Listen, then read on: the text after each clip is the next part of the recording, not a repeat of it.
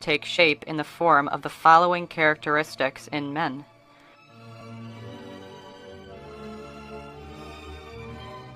Growing an Adam's apple, a wide jaw from the front and a completely square jaw from the side, square shoulders, brow bossing or the thickening of the brow ridge above the eye, a sloping back forehead, high wide cheekbones, having a tree trunk-like neck and narrow hips with a straight up and down body contour.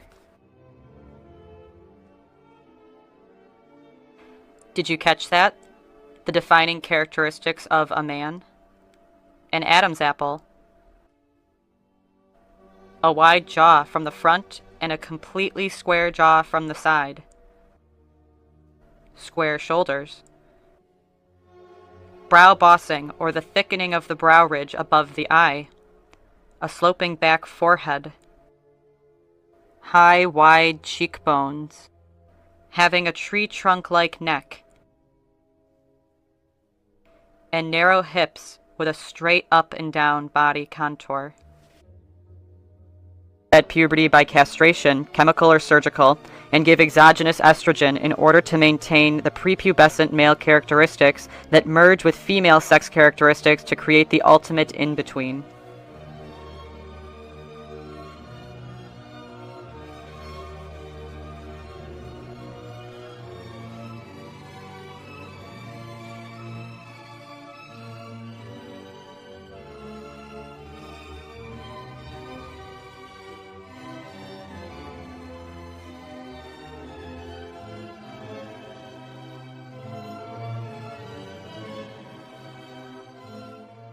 The male jaw is different from the female jaw in a couple extremely apparent ways.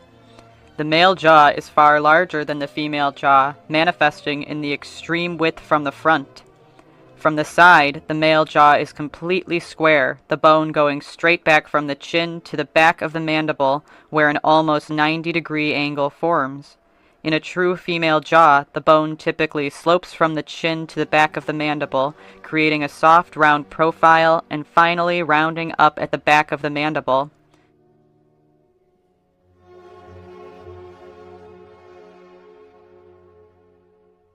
Do you notice the high, wide cheekbones?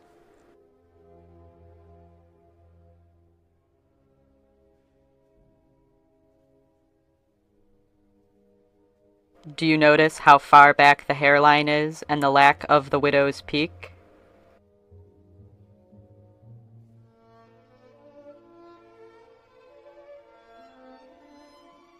The flatness of the chin, the square face,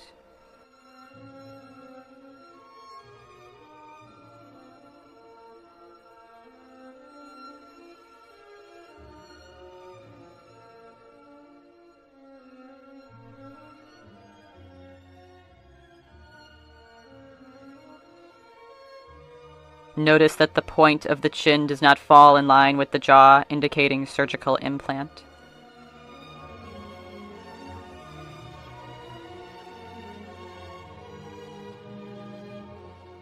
Do you notice the size of the ears in proportion to the head? Again, look at the point of that chin.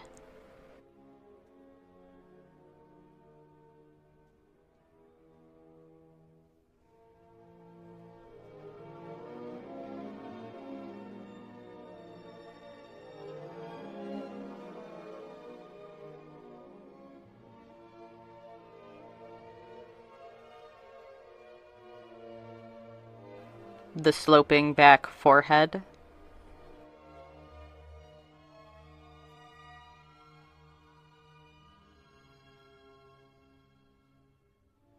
The differences in the shoulders of the sexes can seem subtle because our eyes are not used to really looking for them, but once you start to examine, it will jump at you. Men have broad, square shoulders that after a full male puberty typically fit 3 widths of the head from end to end. Women typically have sloping, slanted shoulders that can fit 2 to 2.5 widths of the head from end to end. The shape is the key because these elite transgenders have not gone through the full male puberty.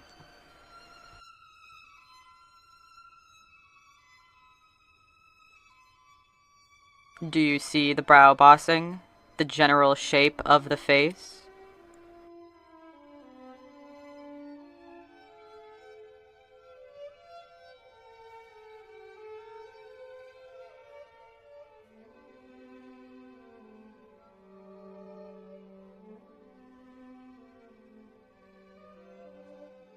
The disproportionately long arms?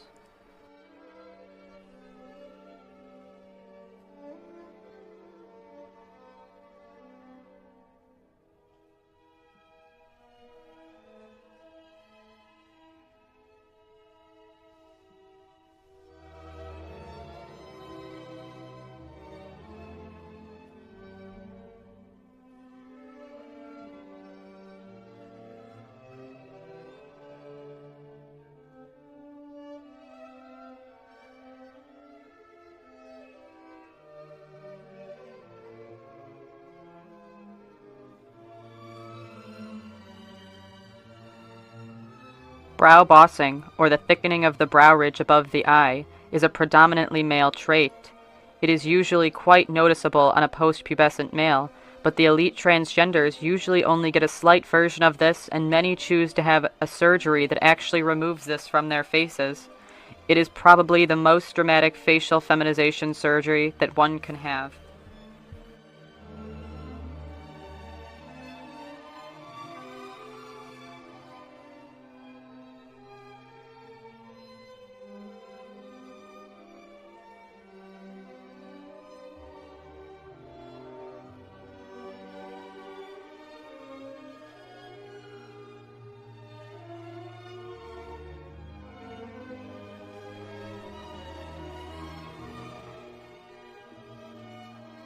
Do you notice the completely square shoulders?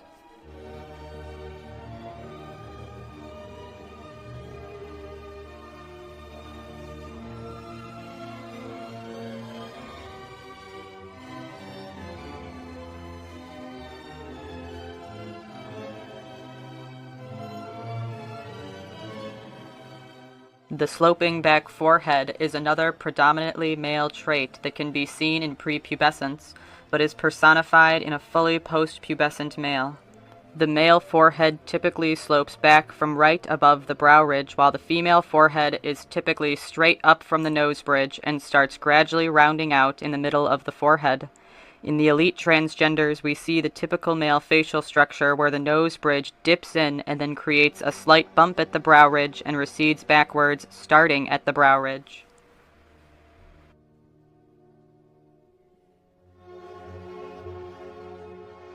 Remember that the sloping back of the forehead starts right at the brow ridge in males.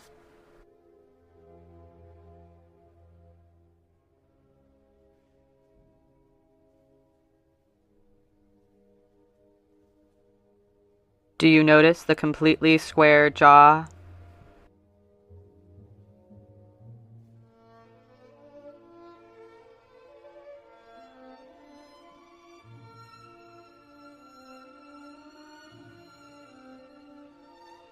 The male neck is also one of the easiest signs to see when it comes to a transgendered elite.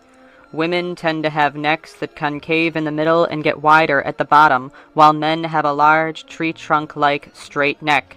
This is a trait where pictures speak 1,000 words.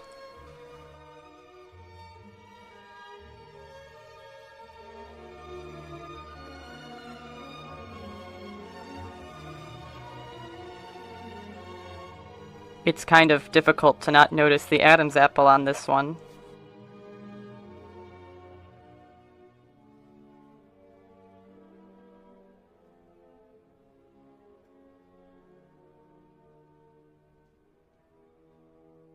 Marilyn Monroe was confirmed to have a chin implant. Female hips are one of the most recognizable and beautiful aspects of a natural woman. Women have wider hips for carrying children, where the navel tends to actually sit below the hip indentation on the torso. Men typically have quite narrow hips with a straight up and down body contour and a navel that sits below the waist indentation. In real females, the shoulders tend to fall in line with the hips.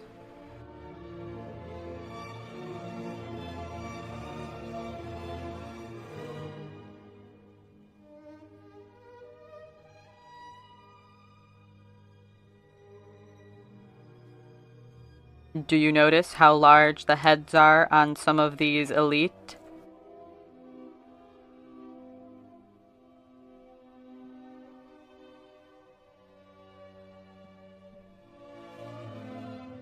Looks like a couple ribs are missing on that rib cage.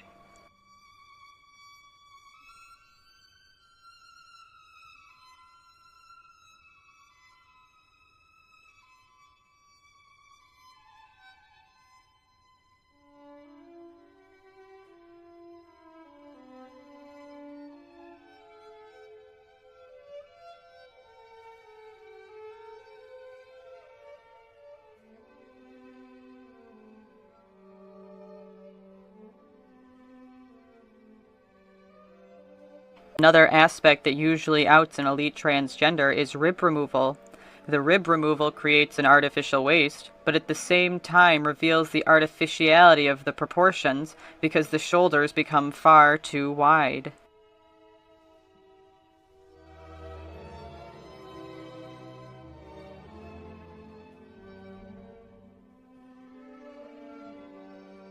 Cher was rumored to have ribs removed, and her gender was publicly questioned when she began her career.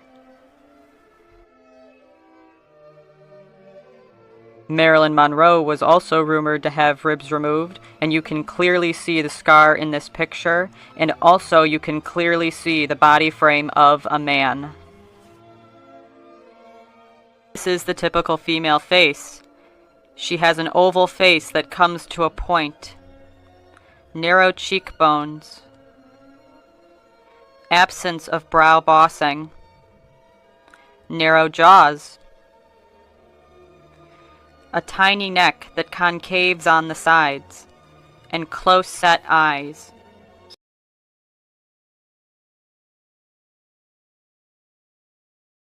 We have a photo of the typical female profile. Her face comes to a point at the chin. She has a sloping jawbone that rounds at the mandible, proportionally small ears, a forehead contour that runs straight up from the nose bridge and rounds out mid-forehead, and an absence of brow bossing.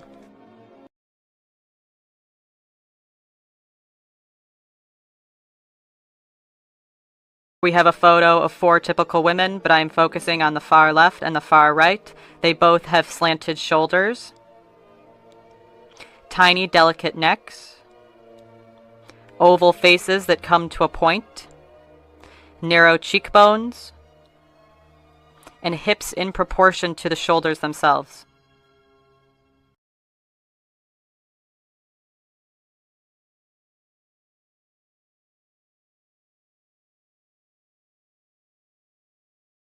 Females have narrow shoulders, a hip indentation above the navel, proportionally smaller rib cages, fat distribution at the thighs, typically smaller feet, tiny necks that concave on the sides, proportionally smaller shoulders that are slanted, delicate female hands, smaller wrist and ankle joints, smaller knee and shoulder joints. The length from the hip to the knee is longer. The length from the shoulder to hip is shorter. Here we have the before and after of a post-pubescent transgendered female. As you can tell, she looks dramatically more feminine on the right, and there are very specific reasons for this. She has only had a single surgery from the first picture to the second picture. She has had a forehead recontouring in which they shave down the brow ridge. In the picture on the right, you can see that her eyes are no longer set back in her skull, and that her forehead looks dramatically smoother without the brow ridge. In this single surgery, they brought down her hairline an inch and raised her brows to give more of a feminine arch. Do you see why it is important to understand the transgendering process yet?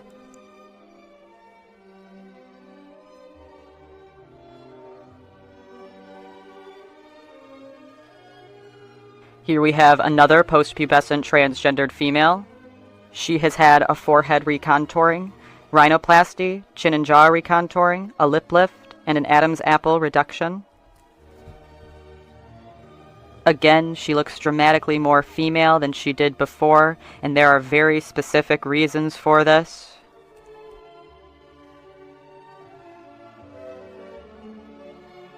This is the post-pubescent transgendered female from profile. What I want you to notice is that no matter how much jaw contouring you do, you cannot escape the straight back contour from the chin of the male jaw. This one still also has the classical sloping back forehead. As you can see, they could eliminate most of it, but it still remains. When you see a true biological female next to these plastic surgery creations, the stark contrast in facial characteristics just jumps out at you.